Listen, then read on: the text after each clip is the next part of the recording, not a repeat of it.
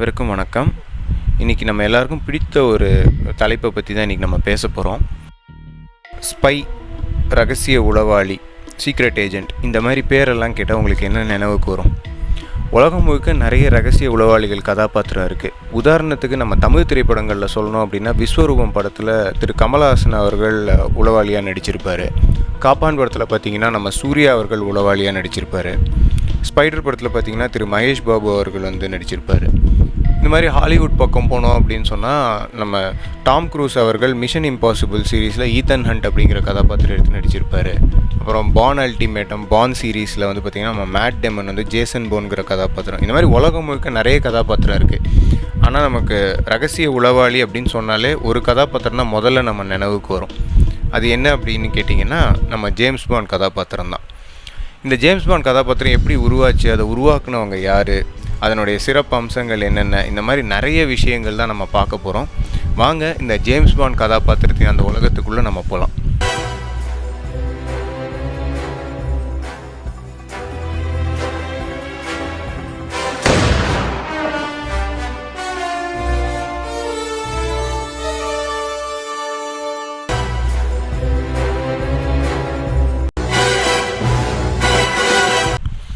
இந்த ஜேம்ஸ்பாண்ட் கதாபாத்திரத்தை உருவாக்குனவர் யார் அப்படின்னு பார்த்தீங்கன்னா இயன் ஃப்ளெமிங், சுருக்கமாக இயன் ஃப்ளெமிங்.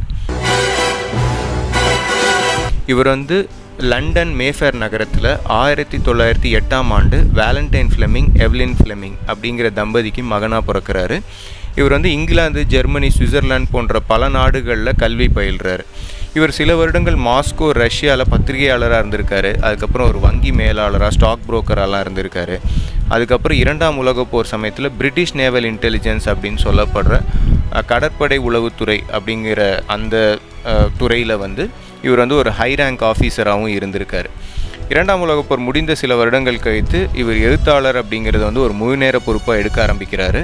அப்படி அவர் எழுத ஆரம்பித்த ஜேம்ஸ்பாண்ட் நாவலில் முதல் நாவல் தான் கசினோ ராயல். ஒரு எழுத்தாளனோட பிரதிபலிப்பாக தான் அவர் கதையில் இருக்கிற கதாபாத்திரங்களும் அமையும் அப்படின்னு சொல்லுவாங்க. அந்த மாதிரி ஜேம்ஸ்பாண்ட் கதாபாத்திரத்துக்கும் இயன் ஃப்ளெமிங்க்கும் உள்ள அந்த பொருத்தங்கள் என்ன அப்படிங்கிறத பார்க்கலாம். இயன் ஃப்ளெமிங் தன்னோட தந்தையை அவரோட 11ஆம் வயசில் பறி கொடுக்குறாரு. அதே மாதிரி ஜேம்ஸ்பாண்ட் கதாபாத்திரம் எப்படி எழுதப்பட்டிருக்கும் அப்படின்னா அவரோட ஜேம்ஸ்பாண்டோட 8ஆம் வயதில் தன்னோட பெற்றோரை அவர் பறி கொடுத்து அனாதை ஆகிற மாதிரி எழுதியிருப்பார்.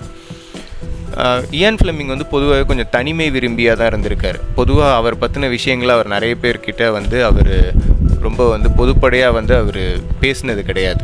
அதே மாதிரி தான் ஜேம்ஸ்பாண்ட் கதாபாத்திரமும் பார்த்திங்கன்னா பொதுவாக யார் கூடயும் தன்னோட விஷயங்களை பேசுகிற மாதிரியாக அமைஞ்சிருக்காது. அவர் எல்லாத்தையுமே தனக்குள்ளேயே வச்சுட்டு வெளியில் எதையும் வெளிக்காட்டாத ஒரு மனுஷனாக தான் அந்த அவரோட கதாபாத்திரம் அமைஞ்சிருக்கும். அதே மாதிரி இயன் ஃப்ளெமிங்க்கு பார்த்திங்கன்னா மது, புகைப்பிடிக்கும் பழக்கம், சூதாடுதல், இந்த மாதிரியான நிறைய விஷயங்கள் அவருக்கு பழக்கமாக இருந்திருக்கு. அதே மாதிரி தான் ஜேம்ஸ்பாண்ட் கதாபாத்திரம் பார்த்திங்கன்னா அந்த முதல் நாவலே கசினோ ராயலே பார்த்திங்கன்னா ஒரு சூதாட்ட களத்தில் நடக்கிற மாதிரி தான் இருக்கும். மீதி நாவல்லையும் பார்த்திங்கன்னா அவர் அந்த சூதாட்ட களத்துக்கு போய் சூதாடுற மாதிரி, அவர் மது அருந்துகிற மாதிரி, புகைப்பிடிக்கிற மாதிரி, பெண்களோட கொஞ்சம் தொடர்பு இருக்க மாதிரி, இந்த மாதிரி தான் எழுதியிருப்பார். இவர் கடற்படை உளவுத்துறையில் இருந்ததுனால இந்த உளவுத்துறை சம்மந்தப்பட்ட விஷயங்கள்லாம் இவர் கதையில் கொஞ்சம் நுணுக்கமாகவே எழுதியிருப்பார். அது ரொம்ப நல்லாவே அவர் கதையில் நம்ம பார்க்க முடியும். இன்னொரு பொருத்தம் என்ன அப்படின்னு பார்த்தீங்கன்னா இயன் ஃப்ளெமிங் லண்டனில் இருக்கிற கிங்ஸ் ரோடு அப்படிங்கிற அந்த இடத்துலேருந்து அவரோட வீடு ஒரு 5 நிமிட நடை தொலைவில் தான் இருந்திருக்கு. அதே மாதிரி ஜேம்ஸ்பாண்டோட ஃப்ளாட்டும் பார்த்திங்கன்னா அந்த கதையில் கிங்ஸ் ரோட்லேருந்து ஒரு 5 நிமிட நடை தொலைவில் இருக்க மாதிரி தான் அவர் எழுதியிருக்காரு.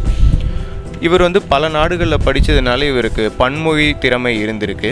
இயன் ஃப்ளெமிங் பார்த்திங்கன்னா ஜெர்மானிய மொழி, ஃப்ரெஞ்சு மொழி, ஆங்கில மொழி, இந்த மாதிரி நிறைய இது பேசுவார். அதே மாதிரி பன்மொழி பேசக்கூடிய ஒரு கதாபாத்திரமாக தான் ஜேம்ஸ்பாண்ட் கதாபாத்திரமும் வடிவமைக்கப்பட்டிருக்கும். இந்த மாதிரி அவர் மொத்தம் 12 நாவல் ஜேம்ஸ்பாண்ட் கதாபாத்திரத்தை வச்சு எழுதியிருக்காரு.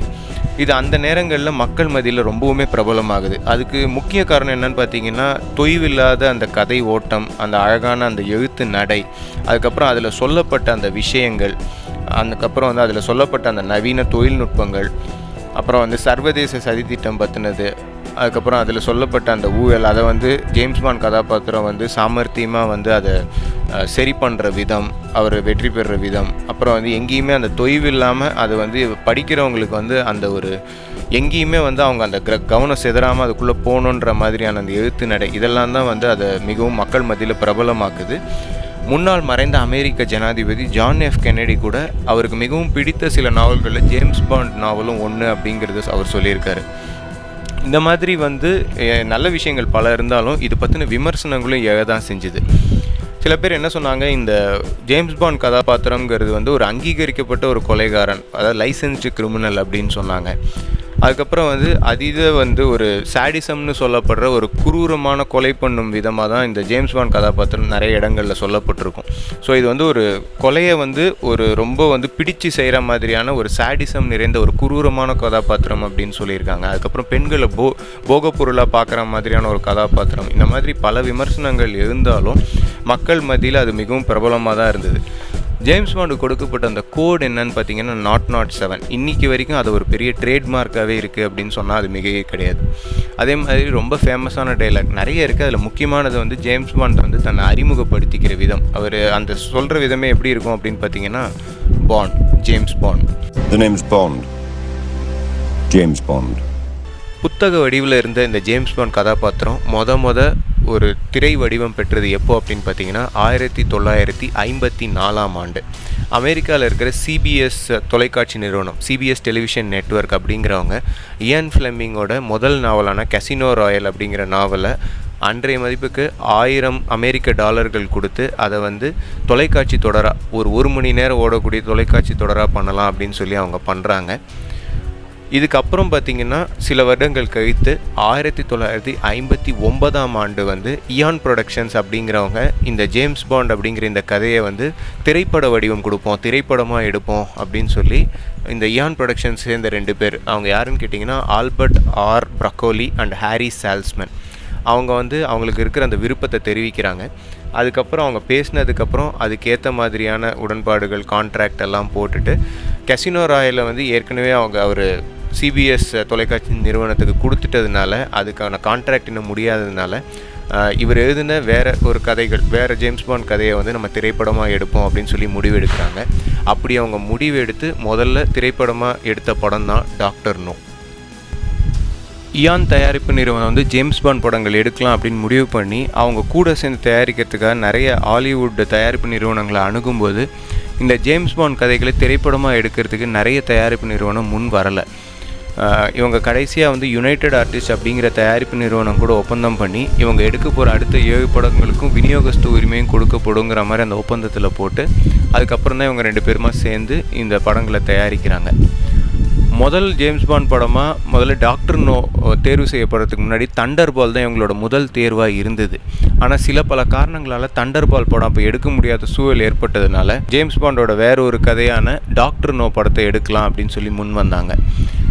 அடுத்த சவால் என்ன அப்படின்னு பார்த்தீங்கன்னா இயக்குனரை தேர்ந்தெடுக்கிறது.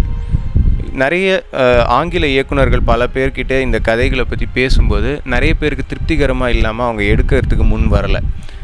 கடைசியாக வந்து ஒரு ஐரிஷ் நாட்டு இயக்குனர் ஒருத்தர், அவர் பேர் வந்து ஸ்டூவர்ட் டெரன்ஸ் ஹெர்பர்ட் யங், சுருக்கமாக வந்து டெரன்ஸ் யங் அப்படிங்கிறவர், அந்த இயக்குனர் தான் வந்து இந்த drno படத்தை எடுக்கிறதுக்கு ஒப்பந்தம் செய்யப்படுறாரு.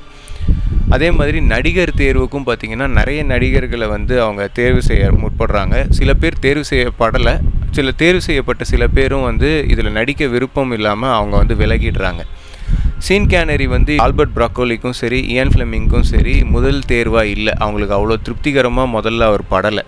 வேறு சில நடிகரை தான் அவங்க தேர்ந்தெடுத்திருந்தாங்க. ஆனால் அவங்களும் வந்து இதில் நடிக்காமல் விலகிட்டதுனால வேறு வழி இல்லாமல் seanconneryயை வந்து இவங்க ஒத்துக்கிறாங்க. டெரன்ஸ் யங் வந்து இயான் ஃப்ளெமிங்கோட அந்த ஜேம்ஸ் பாண்ட் கதாபாத்திரம் வந்து புத்தகத்தில் எப்படி இருந்ததோ அதை வந்து திரையில் வந்து பிரதிபலிக்கணும் அப்படிங்கிறதுனால அந்த உடல் மொழியிலேருந்து எல்லாமே வந்து சரியாக வரணும் அப்படிங்கிறதுக்காக லண்டனில் இருக்கிற பல ஹைஃபை ரெஸ்டாரண்ட்டு, அதுக்கப்புறம் பப்ஸு, கசினோஸ், இந்த மாதிரி நிறைய இடங்களை வந்து அந்த கதைகள் எப்படி சொல்லப்பட்டிருக்கோ அதே மாதிரி அந்த கலாச்சாரத்தை வந்து இவருக்கு காமிக்கணுங்கிற மாதிரி முதல்ல நிறைய வந்து இதுக்கான முன்னேற்பாடுகள் நிறைய பண்ணியிருக்காங்க. அப்படி பண்ணி தான் வந்து திரையில் வந்து இந்த ஜேம்ஸ் பாண்ட் கதாபாத்திரத்தை இயான் ஃப்ளெமிங்கோட கதாபாத்திரத்தோடு ஒத்து போகிற மாதிரியும் அதே நேரத்தில் seanconnery வந்து அவரோட ஸ்டைலோடையும் அதை பிரதிபலித்தது மக்கள் மத்தியில் ஒரு பெரிய வரவேற்பை பெற்றது. இப்படி தான் முதல்ல வந்து drno படம் வந்து ரிலீஸ் ஆகி சூப்பர் ஹிட் ஆச்சு. இப்படி தான் வந்து ஜேம்ஸ் பாண்ட் படங்கள் வந்து ஆரம்ப கட்டத்தில் ஆரம்பிச்சுது. இப்போ இதோட சிறப்பு அம்சங்கள் என்னென்ன, இது வந்து வேறு என்னென்ன கால வடிவம் பெற்றுது, எதனால் ஜேம்ஸ் பாண்ட் படங்கள் நமக்கு பிடிக்குது, ஜேம்ஸ் பாண்ட் அப்படிங்கிற அந்த கதாபாத்திரம் ஏன் நமக்கு பிடிக்குது, அதுக்கு பின்னாடி இருக்கிற காரணங்கள் என்னென்ன, இந்த மாதிரி நிறைய விஷயங்களை வந்து அடுத்து வர காணொலியில் நம்ம பார்ப்போம். உங்களுக்கு எங்கள் காணொலிகள் பிடிச்சிருக்கு அப்படின்னா லைக் பண்ணுங்கள், ஷேர் பண்ணுங்கள், சேனலுக்கு சப்ஸ்கிரைப் பண்ணுங்கள், உங்கள் ஃப்ரெண்ட்ஸுக்கும் சொல்லுங்கள். மேலும் ஒரு நல்ல காணொலியோடு உங்களை கூடி சீக்கிரம் சந்திக்கிறேன். Let's see with another beautiful content. Bye.